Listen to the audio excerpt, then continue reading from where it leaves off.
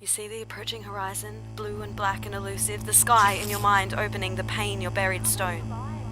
Like the question of existence, how many lives do you want? The payments become increasingly sage-like. Is this the test of your detachment, not to run away? Again, there is no how to, but the old peach tree is flowering again. The years of nostalgia are gathering for the final defeat of your frame. Are you going to stand there till you drop? You know there are castles to be built. It can tell us why we stumble and fall and how miraculously we can stand up.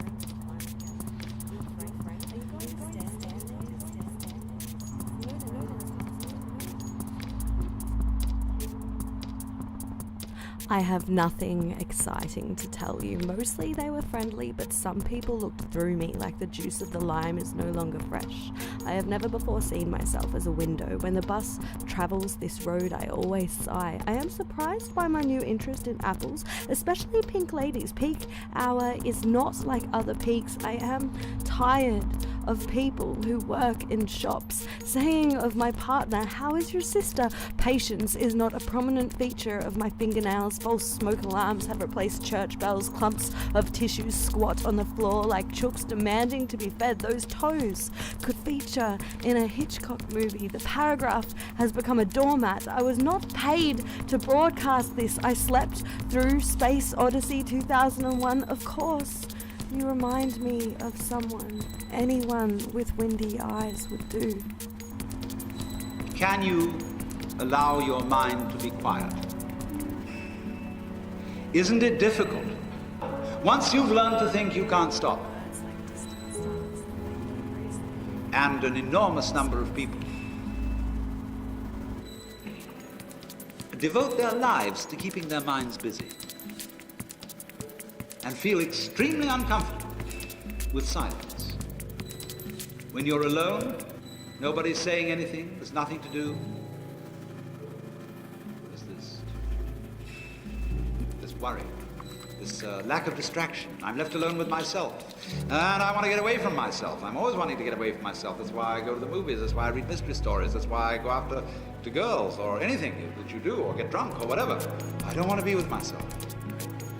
I feel queer. So, well, why do you want to run away from yourself? What's so bad about it? Why do you want to forget this? Why do you want to become yourself? Because you are addicted to thoughts. This is a drug, a really dangerous one. Compulsive thinking, going on and on and on and on and on. There are times when you simply must stop thinking. Well, how do you do that? You have to know how to leave your mind alone.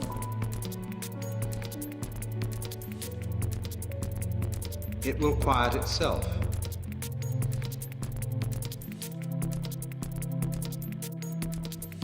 It's midnight now and sounds like midnight then. The words like distant stars that faintly grace the all-pervading dark of space, but not meant for the world of men. It's not what we forget, but what was never known we most regret discovery of. Checking one last cassette among my old unlabeled discards, few of which reward the playing, I find you. Some years after her death, but years ago, hearing Gwen's voice recite Suburban Sonnet, at first we could not focus on it, so jolted that the radio should casually exhume from our shared memory the woman whom we knew and make her present in the room. As though in flesh, surprised to find that she had earned this further immortality. Whoever thought they would not hear the dead? Whoever thought that they could quarantine those who are not who had once been? At that old station on North Head, inmates still tread the boards, or something does. Equipment records the voices in the dormitories and wards, although it's years abandoned. Undeleted, what happened is embedded and repeated, or so they say. And that would not faze you, who always claimed events could not escape their scenes, recorded as on tape in matter and played back anew to anyone attuned to that stored energy, that psychic wound. You said you heard the presence which impugned your trespass on its lasting sole occasion in your lost house. I scarcely need persuasion. So simple is this case. Here in the dark I listen, tensing in distress to each uncertain fragment of your speech, each desolate, half-drunk remark you uttered unaware that this cassette was running and would share, far in the useless future of your despair, with one who can do nothing but avow. You spoke from midnight, and it's midnight now.